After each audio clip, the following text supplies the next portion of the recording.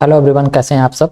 उम्मीद करता हूँ बेहतर होंगे। दोस्तों, आज हम लोग जिस टॉपिक पर बात करने वाले हैं उसका नाम है factor affecting development of personality, जिसमें सब टॉपिक के रूप में रहेंगे inheritance, heredity, environment, characteristics, difference between male and female. ये टॉपिक मैंने लिया कहाँ से है तो आप देख लीजिए। ये टॉपिक मैंने यूपी टीजीटी सिलेबस से लिया है, क्योंकि इससे पहले मैंने जो वीडियो बनाया था उसमें परिभाषा, उद्देश्य, लक्ष्य हो चुके हैं, और जो नेक्स्ट वीडियो बनाया था उसमें सेल्डन और कश्नर के द्वारा जो वर्गीकरण था वो मैं कर चुका हूं। तो अभी ये जो हमारा टॉपिक बीच में इतना बच गया था, आज हम लोग इस टॉपिक पर बात करने वाले हैं जैविक आधार, वंशानुक्रम एवं वातावरण गुण, पुरुष एवं महिला। ये आज का टॉपिक रहेगा। और जो नेक्स्ट आने वाला टॉपिक रहेगा उसमें मैं एक फिजिकल एजुकेशन का प्रैक्टिस पेपर डालूंगा, उसको भी आप नेक्स्ट वीडियो में देखेंगे। तो चलते हैं अपने टॉपिक पर। सबसे पहले देखेंगे हेरिडिटी या इनहेरिटेंस होता क्या है। हेरिडिटी आल्सो कॉल्ड इनहेरिटेंस और biological inheritance is the passing on of traits from parents to their offsprings either through asexual reproduction or sexual reproduction. The offspring cells or organism acquire the genetic information of their parents. इसका मतलब ये हुआ कि आनुवंशिकता, जिसे हम लोग वंशानुक्रम या जैविक वंशानुक्रम भी कहते हैं, माता पिता से उनकी संतानों में ये लक्षण स्थानांतरित होता है या ट्रांसफर होता है। या तो इसमें अलैंगिक प्रजनन होता है या यौन प्रजनन के माध्यम से ही ट्रांसफर होता है। संतान कोशिकाएं या जीव अपने माता पिता की आनुवंशिकी जानकारी प्राप्त करते हैं। तो यहाँ पर आप देख पा रहे हैं ये जो हेरिडिटी है और इनहेरिटेंस है, ठीक है, ये दोनों एक ही चीज है। आप आनुवंशिकता कहें या जैविक वंशानुक्रम, ये दोनों एक ही चीज होती हैं, ठीक है। तो ये क्लियर हो गया। अब हम लोग देखते हैं environmental characteristic versus heredity.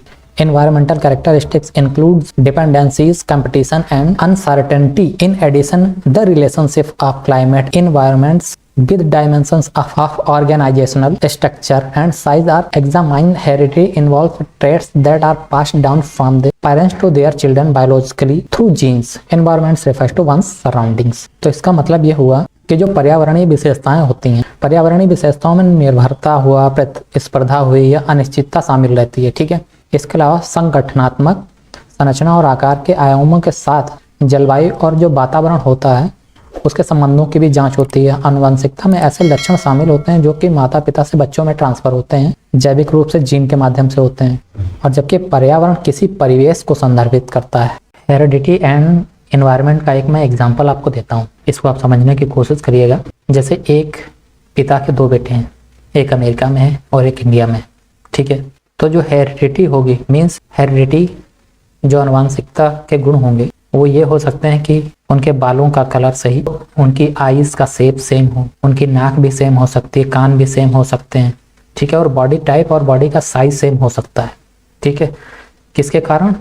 Heredity के कारण। अब इन्वायरमेंट का क्या फर्क पड़ता है? अगर वो अमेरिका में है तो उसका फेवरेट म्यूजिक कुछ और होगा, वो बास्केटबॉल का प्लेयर हो सकता है, उसके लैंग्वेज और बात करने का तरीका अलग होगा। और इंडिया में है तो उसका फेवरेट म्यूजिक हिंदी हो सकता है, वो क्रिकेट का प्लेयर हो सकता है, उसकी लैंग्वेज हिंदी होगी और उसके बात करने का तरीका होगा। तो इस तरीके से ये एनवायरनमेंट का फर्क पड़ता है कि अमेरिका में रह के कैसा सीखता है, बोलता है, और इंडिया में रह के कैसा सीखता बोलता है। बाकी हेरिडिटी जो पेरेंट्स से लक्षण मिलते हैं बच्चे को, वो दोनों जगह सेम ही होते हैं। तो इस तरीके से एग्जाम्पल आप समझ सकते हैं। अभी हम लोग बात करने वाले हैं anatomical and physiological difference between male and female. ये जो चैप्टर है मैंने एसेंशियल ऑफ फिजिकल एजुकेशन से लिया है, जो कि डॉक्टर अजमेर सिंह की बुक है। तो इसमें सबसे पहले मेल और फीमेल में डिफरेंस हम लोग देखेंगे। जैसे कि फर्स्ट में देखें, girls grow faster up to the age of early adolescence and slow down after the age of 14 years. Girls 14 साल की उम्र से पहले उनकी जो बॉडी की लंबाई चौड़ाई होती है वो ज्यादा से ज्यादा बढ़ती है। 14 साल के बाद वो थोड़ी ग्रोथनेस कम हो जाती है, या आप ये कह सकते हैं कि जो उनकी ग्रोथ होती है, जो फास्टर हो रही होती है, वो 14 साल के बाद कम हो जाती है। और बॉयज में ठीक इसका उल्टा होता है, बॉयज 14 और 16 साल के बाद ज्यादा स्पीड से बढ़ते हैं। सेकंड में देखते हैं, girls are smaller in size, height and they attain maturity in early age. अब इसमें बताया है कि गर्ल्स का जो साइज होता है वो स्मॉल होता है और उनकी मैच्योरिटी जल्दी आ जाती है, जबकि बॉयज साइज में तो टॉलर होते हैं, उनकी मैच्योरिटी आने में थोड़ा टाइम लगता है। गर्ल्स जल्दी मैच्योर होती है, बॉयज बाद में मैच्योर होते हैं। थर्ड में देखेंगे, female has broader and shallow pelvis which cause difficulty in running. अब इसमें ये बताया गया जो पेल्विस का साइज होता है फीमेल में वो बड़ा होता है, जिसके कारण रनिंग में प्रॉब्लम आती है। और दूसरी बात ये होती है, बड़े होने का कारण ये है क्योंकि जो फीमेल्स होती हैं उनका प्रेगनेंसी का भी मैटर होता है, इस वजह से पेल्विस थोड़ी बड़ी होती है, जबकि मेल्स की पेल्विस इतनी बड़ी नहीं होती और उनको रनिंग करने में काफी ज्यादा आसानी होती है। 4 में देखेंगे women have large body and shorter limbs, their centre of gravity is also low, they face difficulties in jumping but have advantage in balancing events such as gymnastic and swimming. अब इसमें यह बताया गया है महिलाओं की बॉडी है बड़ी तो हो सकती है मगर लिम्स उसके शॉर्ट ही होंगे और उनका ग्रेविटी सेंटर काफी लो होता है। इसमें यह बताया गया है कि वीमेन्स का शरीर बड़ा तो हो सकता है, लिम्ब शॉर्ट हो सकते हैं मगर जो उसकी ग्रेविटी होती है, सेंटर ऑफ ग्रेविटी, वो लो होती है। क्योंकि कभी आप देखिएगा उनके बॉडी में जो नाभि होती है, नाभि का पार्ट होता है एकदम बीचों बीच होता है और पुरुषों में नाभि नीचे की साइड में होती है, जिससे कि वो जंपिंग में उनको बहुत ज्यादा दिक्कत हो सकती है। मगर बैलेंसिंग वाले गेम में एडवांटेज उन्हें ज्यादा मिलता है, जिसमें जिम्नास्टिक हो सकता है या स्विमिंग हो सकती है। और पुरुषों में क्या होती है, सेंटर ऑफ ग्रेविटी हाई होती है, जिसकी वजह से उन्हें कोई स्टेबिलिटी में दिक्कत नहीं होती है। ये है कि उन्हें थोड़ा सा डिसएडवांटेज मिलता है बैलेंसिंग के गेम में, जैसे जिम्नास्ट में। तो यहाँ पर जिसमें फीमेल को ज्यादा आसानी होती है उसमें मेल को थोड़ी सी दिक्कत हो सकती है। नंबर 5 देखते हैं female shoulders are weaker in strength and narrow. Their bones and cartilage are also weak. They have disadvantage in throwing events, lifting activities and hanging movements in gymnastics. अब इसमें ये बताया गया है कि जो फीमेल के शोल्डर वीक होते हैं, ठीक है, और उनका नैरो होता है, मीन्स चौड़ाई उनकी ज्यादा नहीं होती है।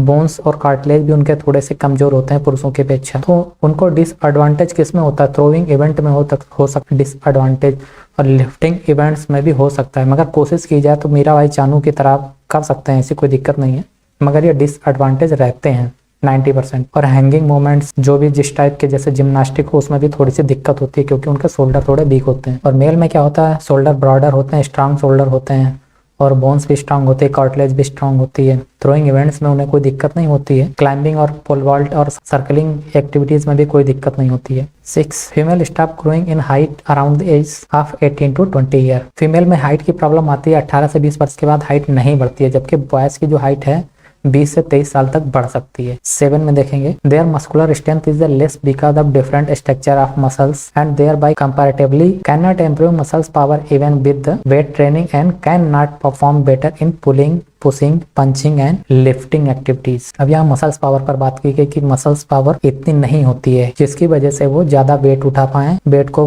पुल कर पाए, ज्यादा हार्ड पंच कर पाए, किसी भी लिफ्टिंग जिसमें वेट को उठाना हो उस टाइप की एक्टिविटीज अच्छे से कर पाए। जबकि मसल्स पावर पुरुषों में ज्यादा बेहतर होती है, मेल में ज्यादा बेहतर होती है, क्योंकि उनके जो मसल्स का स्ट्रक्चर होता है वो इस तरीके का होता है, वो नैरो नहीं होता है, इसलिए वो slapping, pulling, pushing, striking, kicking and squeezing activities में फीमेल्स के अपेक्षा ज्यादा बेटर कर सकते हैं। नंबर 8 में देखेंगे women have smaller heart and faster pulses rate resulting in more rapid increase in pulse rate at the beginning of the exercise and recovery is much slow after the exercise. Female का जो हृदय होता है, heart होता है, वो थोड़ा सा छोटा होता है और उसकी पल्स रेट ज्यादा तेज होती है, इसलिए जब भी वो कोई एक्सरसाइज करती हैं तो उनका रिकवरी रेट थोड़ा सा कम होता है या स्लो होता है। और मेल्स का हार्ट थोड़ा सा लार्ज होता है और उनका ब्लड सर्कुलेशन भी बेटर होता है और वो जल्दी से रिकवरी कर लेते हैं महिलाओं की अपेक्षा किसी भी एक्सरसाइज के बाद। 9 women have slower reaction time and movement time. Female का रिएक्शन टाइम, जो रिएक्शन टाइम होता है स्लोअर होता है, जबकि मेल का रिएक्शन टाइम वीमेन से फास्ट होता है। 10 women are emotionally weak. The effect of defeat, victory, accident,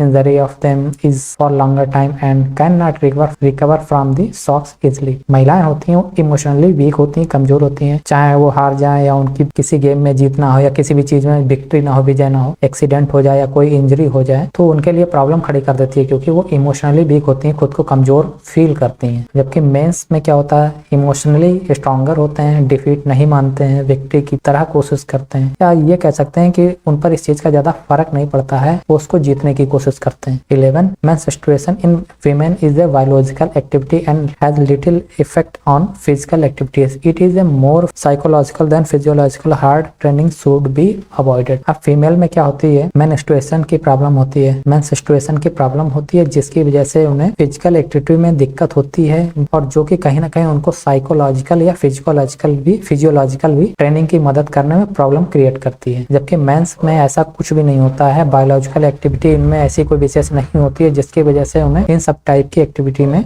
problem नहीं होती है। 12 women breathe more slowly with the upper part of the chest. इसमें यह बताया गया है कि जो महिलाएं होती हैं उनके ब्रीथ स्लोली होती है, क्योंकि जो उनका अपर चेस्ट होता है पुरुषों की अपेक्षा काफी ज्यादा भारी होता है, जबकि पुरुषों में जो चेस्ट होता है वो चौड़ा तो होता है मगर भारी नहीं होता है, और उनकी जो ब्रीथ होती है महिलाओं की अपेक्षा ज्यादा डीप ब्रीथ लेने में सक्षम होते हैं। तो इस प्रकार देखा आपने यहाँ पर मेल एंड फीमेल में जो एनाटॉमिकल एंड फिजियोलॉजिकल डिफरेंस बताया गया है, जिसकी वजह से अगर वो किसी गेम या इवेंट या कोई फिजिकल एक्टिविटी करते हैं तो इन सब चीज़ों का काफ़ी ज़्यादा फर्क पड़ता है मेल्स और फीमेल्स की एक्टिविटी पर। तो इन्हीं चीज़ों को ध्यान में रख के ये सब चीज़ें यहाँ बताई गई हैं। उम्मीद करता हूँ ये वीडियो आपको पसंद आया होगा और मैं आपको समझाने में सफल रहा हूँगा। तो अगर वीडियो पसंद आया है तो इसको आप लाइक एंड शेयर कर सकते हैं। मिलते हैं नेक्स्ट वीडियो में नए टॉपिक के साथ। वीडियो देखने के लिए धन्यवाद। जय हिंद।